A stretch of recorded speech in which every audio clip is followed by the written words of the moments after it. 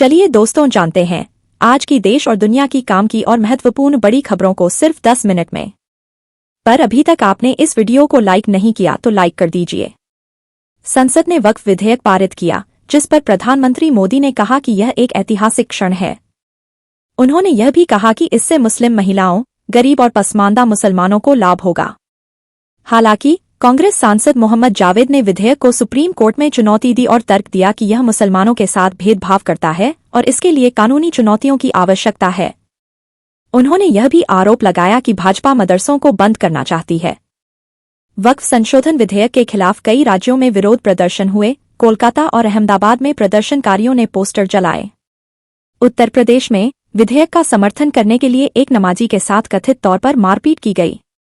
इसके अतिरिक्त प्रधानमंत्री मोदी ने बांग्लादेश के मुख्य सलाहकार मोहम्मद यूनुस से मुलाकात की।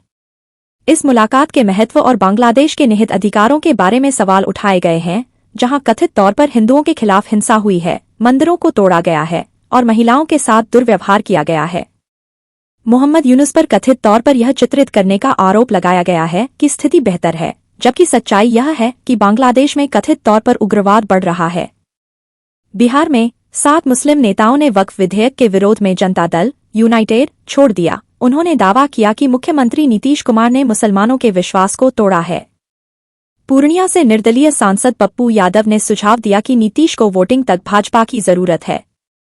बिहार के उप मुख्यमंत्री सिन्हा ने जवाब दिया कि जो लोग कानून का पालन नहीं करते हैं उन्हें पाकिस्तान चले जाना चाहिए। अन्य खबरों में दूरसंचार विभाग ने यात्रियों के लिए एक केंद्रीय उपकरण पहचान रजिस्टर CIR लॉन्च किया है, जिससे वे अपने चोरी हुए या खोए हुए फोन को ब्लॉक कर सकेंगे और ट्रैक कर सकेंगे।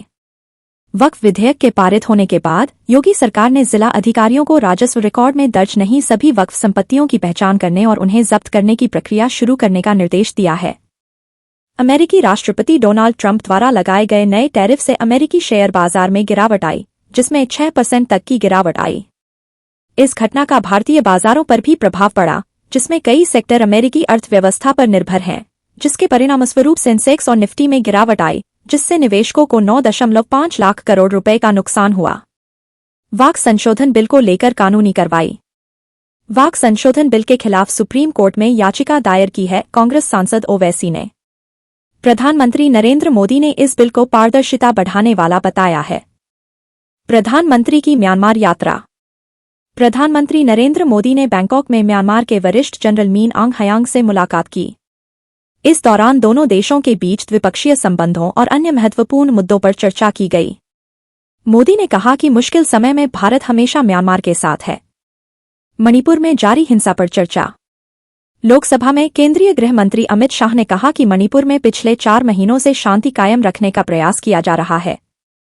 वहीं कांग्रेस अध्यक्ष मल्लिकार्जुन खड़गे ने कहा कि मणिपुर पिछले 2 वर्षों से चल रहा है और सरकार हिंसा रोकने में असफल रही है। उन्होंने मोदी से पूछा कि वह वहां क्यों नहीं गए। मनोज कुमार का निधन। प्रसिद्ध अभिनेता और फिल्म निर्देशक मनोज कुमार का 87 वर्ष की आयु में कोकिलाबेन धीरूभाई अंबानी अस्पताल में निधन हो गया। वे भारत कुमार के नाम से मशहूर थे। उनका अंतिम संस्कार आज होगा। दिल्ली में वक्फ की संपत्ति का मामला। राष्ट्रीय राजधानी दिल्ली में 20,000 करोड़ की संपत्ति पर वक्फ का दावा किया गया है। यह मामला अदालत में विचाराधीन है, जिसमें 1,360 एकड़ में फैली वक्फ की 123 बड़ी संपत्तियों का मालिकाना हक शामिल है। अंतरिक्ष में भारतीय मिशन। मई में भारतीय एस्ट्रोनॉट शुभांशु शुक्ला अंतर्राष्ट्रीय अंतरिक्ष स्टेशन पर जा रहे हैं, जहां वे 14 दिन तक रहेंगे।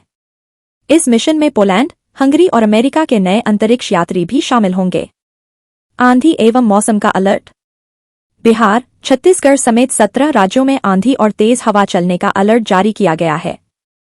झारखंड में ओलों के गिरने की संभावना है, जबकि कर्नाटक में बारिश के कारण तापमान 7.5 डिग्री तक गिर चुका है। हैदराबाद की 4 मीनारों को भी नुकसान पहुंचा है। सुप्रीम कोर्ट ने 13 वर्ष से कम उम्र के बच्चों के सोशल मीडिया अकाउंट बनाने के लिए पेरेंट्स की अनुमति को जरूरी बताया। अदालत ने एक याचिका को खारिज करते हुए कहा कि यह मामला उनके दायरे से बाहर है और संसद को कानून बनाने के लिए कहा। UCC के विरोध में प्रदर्शन। उत्तराखंड में UCC लागू होने के बाद से ही कानून में कठिनाइयां सामने आ रही हैं, जिसके खिलाफ कर्मचारी संगठन और वकील विरोध प्रदर्शन कर रहे हैं। मुख्यमंत्री धामी के नेतृत्व में संभावित संशोधन पर चर्चा जा रही है। जेडीयू के महासचिव का इस्तीफा। जेडीयू के प्रदेश महासचिव मोहम्मद तबरेज सिद्दीकी ने वक्फ संशोधन बिल के विरोध में पार्टी से इस्तीफा दे दिया है। चारधाम यात्रा के लिए विदेशी श्रद्धालुओं की संख्या बढ़ रही है, जिसमें केदारनाथ के लिए सर्वाधिक 3,674 विदेशी श्रद्धालुओं ने रजिस्ट्रेशन कराया है। पंजीकरण की कुल संख्या 10,000 के पार पहुंच गई है। जम्मू कश्मीर में बेटियों की शादी के लिए सरकार अब 75,000 रुपये की सहायता प्रदान करेगी। यह योजना अंत्योदय अन्य योजना के तहत राशन कार्ड धारकों के लिए लागू होगी। वहीं बिहार में वक्फ संशोधन बिल को लेकर सियासी हलचल तेज हो गई है। लालू प्रसाद यादव की पार्टी के नेता आरिफ जिलानी ने मुख्यमंत्री नीतीश कुमार के खिलाफ पोस्टर लगाए हैं, जिसमें आरोप लगाया गया है कि उन्होंने इफ्तार आयोजित कर जनता को धोखा दिया।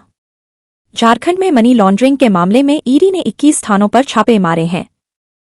आयुष्मान योजना में कथित घोटाले के चलते बड़ा एक्शन लिया गया है, जिसमें आरोप है कि बिना इलाज के ही पैसे का क्लेम किया गया। ममता बनर्जी पर आरोप लगाया गया है कि उन्हें जेल भेजा जाना चाहिए क्योंकि सत्ता में रहने का कोई अधिकार नहीं है। बंगाल स्कूल भर्ती घोटाले के मामले में बीजेपी ने मुख्यमंत्री से इस्तीफे की मांग की है और निर्दोष कर्मचारियों को वेतन देने की भी बात की है। दिल्ली की मुख्यमंत्री रेखा गुप्ता ने यमुना की सफाई में जनभागीदारी पर जोर दिया है। उन्होंने कहा कि इस साल नदी किनारे भव्य छठ उत्सव मनाने की योजना है। उत्तराखंड में जलापूर्ति की कार्य योजना अगले 30 वर्षों के लिए बनाई जाएगी। मुख्यमंत्री धामी ने निर्देश दिए कि गंगा का जल राज्य के अंतिम छोर तक पीने के लिए पूर्ण रूप से सुरक्षित बनाया जाएगा और पेयजल की गुणवत्ता की नियमित परीक्षण होगी। वक्फ संशोधन बिल के संदर्भ में हिमाचल प्रदेश वक्फ बोर्ड के पूर्व अध्यक्ष मोहम्मद राजबली ने कहा है कि अब अवैध कब्जों पर रोक लगेगी। अनंत अंबानी की पदयात्रा में शामिल हुए बागेश्वर धाम के पीठाधीश्वर धीरेन्द्र शास्त्री ने जामनगर से द्वारका तक 140 किलोमीटर की यात्रा शुरू की है। इस बीच बसपा सुप्रीमो मायावती ने कहा कि मोदी सरकार वक्फ बिल को जल्दबाजी में ला रही है। उन्होंने सुझाव दिया कि यदि जनता को इस बिल को समझने के लिए और समय दिया जाता तो यह बेहतर होता। कांग्रेस नेता राहुल गांधी को मानहानि केस में लखनऊ हाई कोर्ट से बड़ा झटका लगा है, जिसमें उन्हें 200 रुपये का जुर्माना और समन रद्द करने की मांग खारिज कर दी गई। सुप्रीम कोर्ट ने दिल्ली एनसीआर में पटाखे बनाने, स्टोर करने और बेचने पर लगे प्रतिबंध को 1 साल के लिए बढ़ा दिया है। कोर्ट ने कहा कि सभी एयर प्यूरीफायर नहीं लगा सकते, जबकि एक इंजीनियर ने कहा कि पटाखों से पर्यावरण की सफाई होती है। कोलकाता हाई कोर्ट ने हावड़ा में रामनवमी जुलूस की इजाजत दी है, जिसके बाद ममता सरकार अलर्ट हो गई है।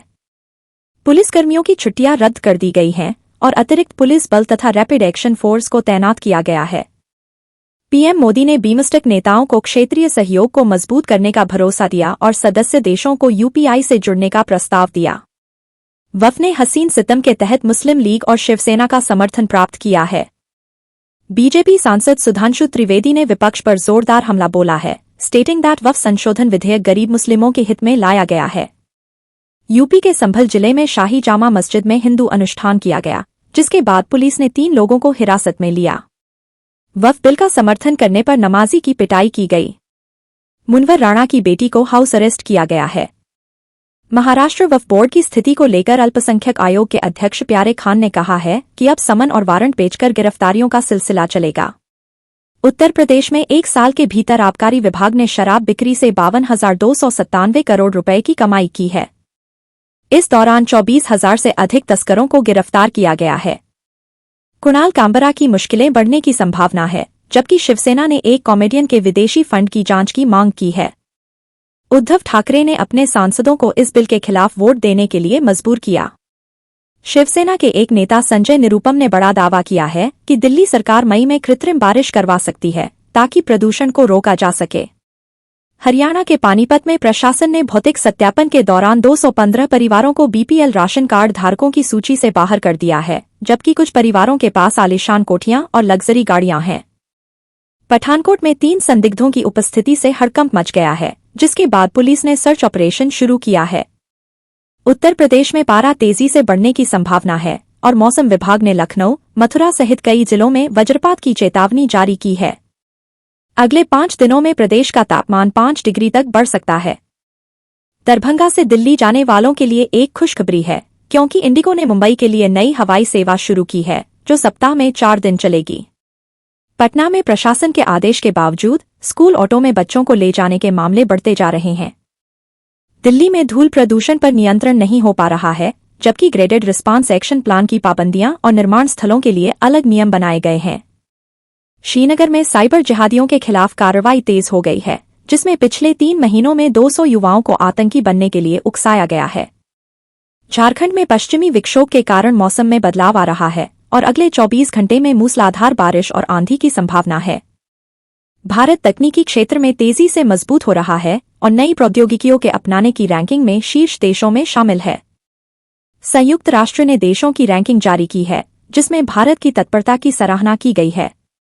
मध्य प्रदेश में हिंदू गांव बसाने पर सियासी बवाल मच गया है, जहां कांग्रेस प्रवक्ता अब्बास हफीज ने कहा है कि यदि हिंदू गांव बनाया जा रहा है तो मुस्लिम, सिख और ईसाई गांव भी बसने चाहिए।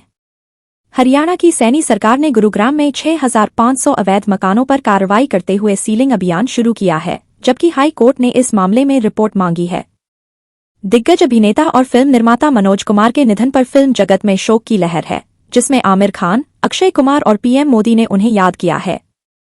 अब नैनीताल में आने वाले वाहनों को अधिक एंट्री टैक्स चुकाना होगा, जो 120 रुपये से बढ़कर 500 रुपये हो सकता है।